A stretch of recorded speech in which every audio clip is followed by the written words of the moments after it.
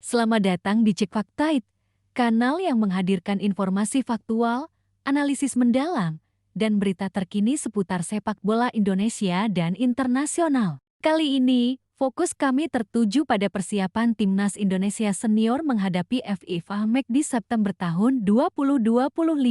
Dua laga uji coba internasional menanti, melawan Kuwait pada 5 September dan Lebanon pada 9 September, yang keduanya digelar di Stadion Gelora Bung Tama, Surabaya.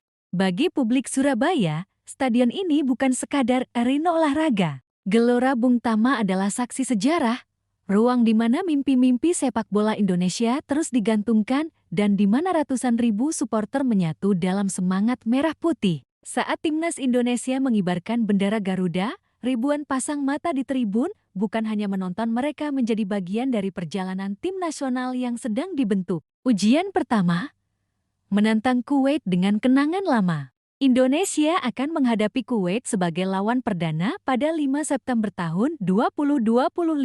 Pertemuan ini bukan sekadar pertandingan uji coba biasa. Ada sejarah yang membuat laga ini terasa spesial. Sejauh ini, kedua tim sudah bertemu 7 kali. Rakornya cukup seimbang. 2 kemenangan untuk Indonesia, 2 kemenangan untuk Kuwait, dan 3 laga berakhir imbang.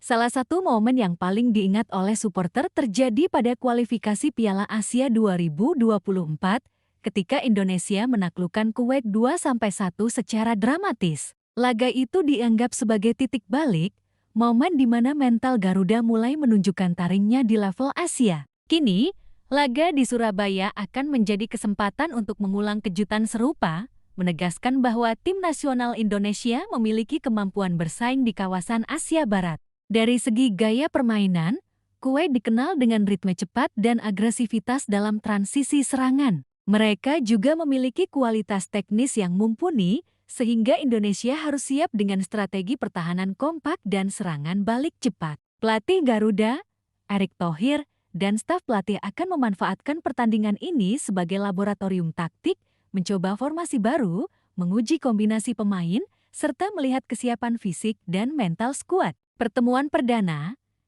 Indonesia vs Lebanon, hanya 4 hari setelah menghadapi Kuwait.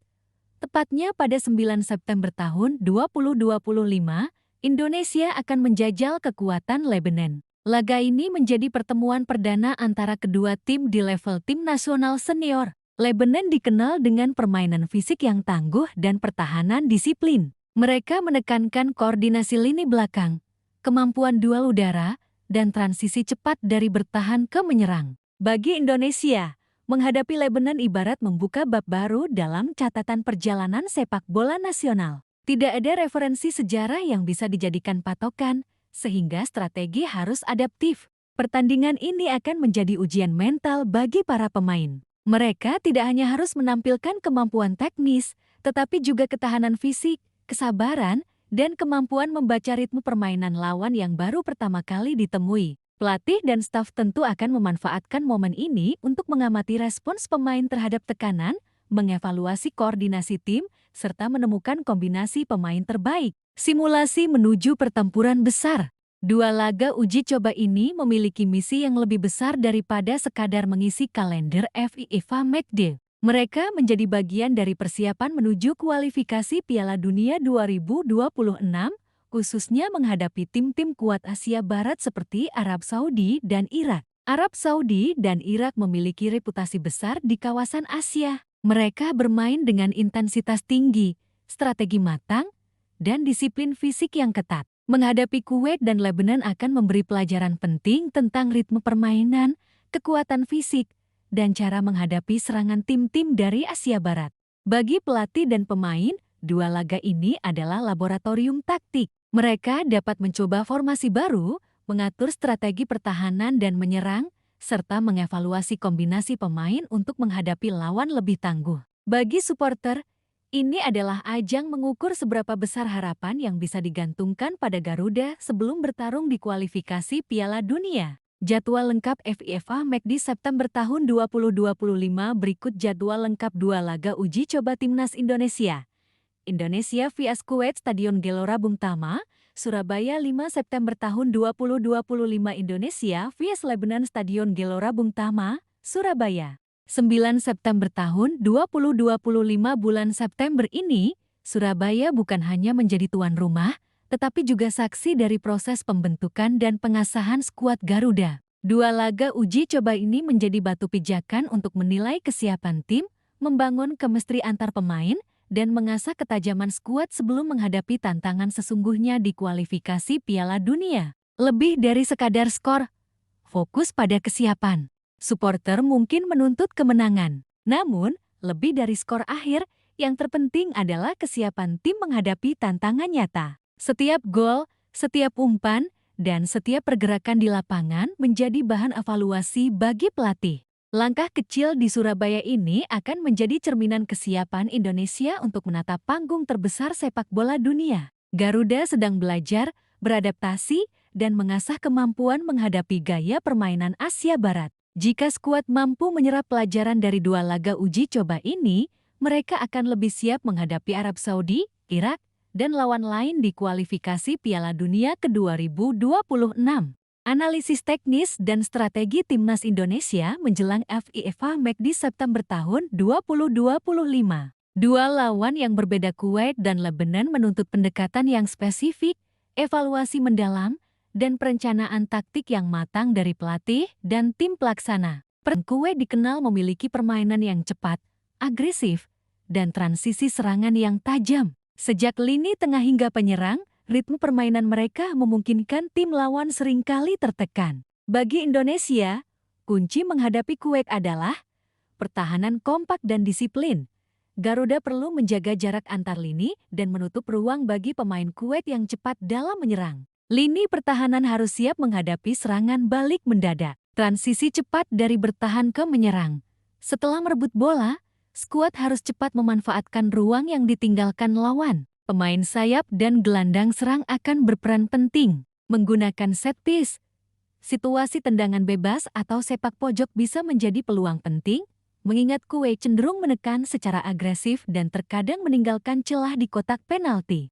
Pelatih Indonesia kemungkinan akan menyiapkan formasi fleksibel, misalnya 4-3-3 atau 4-2-3-1, agar skuad dapat menyesuaikan tekanan yang diberikan Kuwait. Pemain kunci di lini tengah akan memiliki peran ganda, menahan serangan dan menjadi pengatur serangan balik. Dari perspektif statistik, pertemuan sebelumnya menunjukkan bahwa Indonesia mampu memanfaatkan celah pertahanan Kuwait saat transisi, khususnya melalui serangan cepat dan kombinasi antar lini. Hal ini menjadi modal berharga bagi pelatih untuk menyusun strategi, termasuk pengaturan posisi pemain sayap dan striker. Laga kedua melawan Lebanon memiliki tantangan berbeda. Lebanon dikenal permainan fisik yang tangguh dan pertahanan disiplin. Tidak ada data historis antar kedua tim, sehingga Indonesia harus bersiap menghadapi gaya permainan yang tidak terduga. Strategi menghadapi Lebanon meliputi kontrol bola dan kreativitas. Tim Indonesia harus menguasai bola lebih lama untuk mengurangi tekanan lawan. Pemain kreatif seperti gelandang serang harus memanfaatkan ruang sempit dan menemukan kombinasi umpan pendek. Kesiapan duel fisik, lini tengah dan penyerang Indonesia harus siap menghadapi duel udara dan tantangan fisik yang intens. Pemain dengan kekuatan fisik memadai akan menjadi aset penting. Variasi serangan tidak hanya mengandalkan sisi sayap, tetapi juga penetrasi melalui lini tengah. Pergantian ritme dan pola umpan cepat akan menjadi kunci membongkar pertahanan Lebanon. Pelatih kemungkinan akan melakukan rotasi pemain berdasarkan performa di laga pertama. Strategi ini memungkinkan evaluasi performa individu sekaligus menjaga kondisi fisik pemain yang intensitasnya tinggi. FIFA Match ini juga menjadi momentum penting untuk menilai komposisi pemain menjelang kualifikasi Piala Dunia ke-2026. Pelatih dapat melakukan rotasi, promosi pemain muda, dan penyesuaian formasi. Pemain yang berpotensi menonjol. Striker, peran utama mencetak gol, harus mampu memanfaatkan peluang dari transisi cepat maupun situasi set piece. Gelandang tengah, mengontrol ritme permainan, mendistribusikan bola, dan membantu pertahanan. Bek sayap, membantu pertahanan serta memberi lebar serangan saat melakukan overlap. Selain itu, Laga ini menjadi kesempatan bagi pemain baru atau diaspora untuk menunjukkan kualitas. Pemain yang tampil impresif bisa menjadi bagian tetap skuad Garuda di kualifikasi Piala Dunia. Kedua laga ini bukan sekadar formalitas, tetapi simulasi taktik menjelang pertemuan dengan tim kuat Asia Barat. Ritme permainan, Kuwait menguji kecepatan dan ketepatan umpan, sementara Lebanon menguji ketahanan fisik dan kemampuan membaca permainan lawan. Intensitas fisik, dua lawan ini akan memberi gambaran seberapa siap pemain menghadapi tekanan tinggi. Kerjasama tim, laga uji coba akan mengasah koordinasi lini belakang, keterpaduan lini tengah, serta efisiensi serangan lini depan. Pelatih juga dapat mencoba berbagai kombinasi pemain untuk mengidentifikasi duo atau trio yang paling efektif. Misalnya, menguji gelandang kreatif bersama striker cepat, atau menempatkan bek sayap yang agresif untuk menekan lawan. Kelima, Stadion Gelora Bung Tomo akan menjadi faktor tambahan bagi timnas Indonesia. Ribuan supporter yang hadir bisa menjadi energi positif, meningkatkan motivasi. Suara dukungan bisa meningkatkan semangat pemain untuk tampil maksimal. Tekanan positif, pemain muda belajar menghadapi ekspektasi publik yang merupakan simulasi mental sebelum laga penting kualifikasi. Identitas tim, interaksi antara supporter dan pemain membantu membangun rasa percaya diri serta semangat nasionalisme. Di sisi lain, pemain harus tetap fokus dan tidak terbawa suasana, menjaga konsentrasi tinggi sepanjang pertandingan. Berdasarkan analisis teknis, melawan Kuwait, peluang menang Indonesia cukup tinggi jika mampu memanfaatkan transisi cepat dan set piece. Namun, kehati-hatian dibutuhkan karena Kuwait bisa menekan secara agresif. Melawan Lebanon, lebih menantang karena fisik dan pertahanan disiplin lawan. Kunci kemenangan adalah penguasaan bola, kreativitas, dan kesabaran dalam membongkar pertahanan. Jika kedua laga dijalani dengan kedisiplinan, fokus, dan adaptasi strategi, timnas Indonesia bisa mendapatkan pelajaran berharga serta meningkatkan kesiapan menjelang kualifikasi Piala Dunia ke-2026.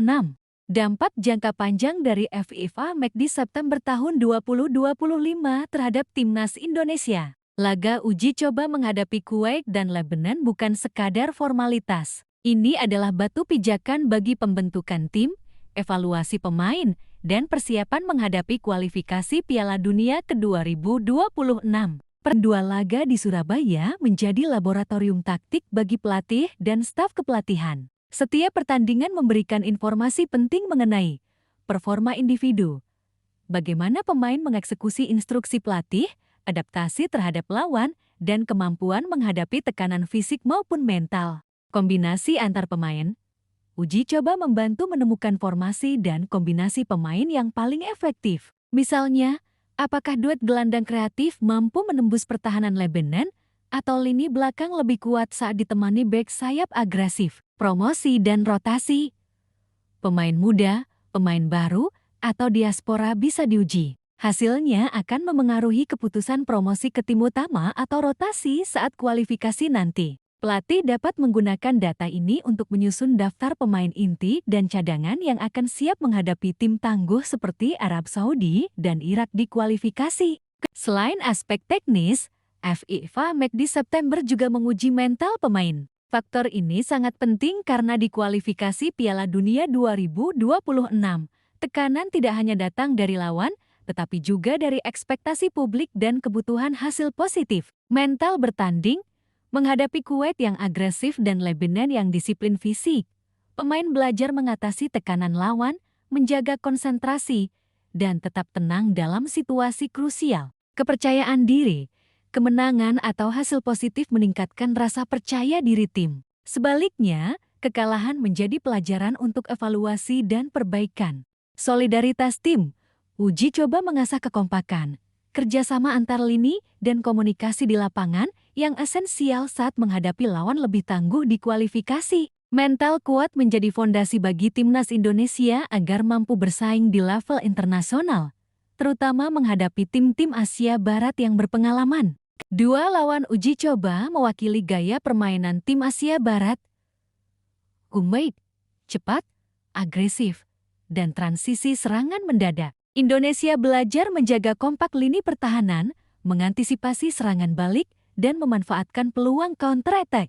Lebanon, fisik kuat, disiplin, dan pertahanan rapat. Indonesia belajar mengatur ritme, mencari ruang terbuka, dan mengembangkan kombinasi umpan cepat. Pengalaman menghadapi dua tipe permainan berbeda ini memberikan pelajaran taktik langsung. Saat menghadapi Arab Saudi dan Irak di kualifikasi, pelatih dapat menyesuaikan strategi berdasarkan pengalaman uji coba ini, kapan menekan, kapan bertahan, dan bagaimana memanfaatkan peluang.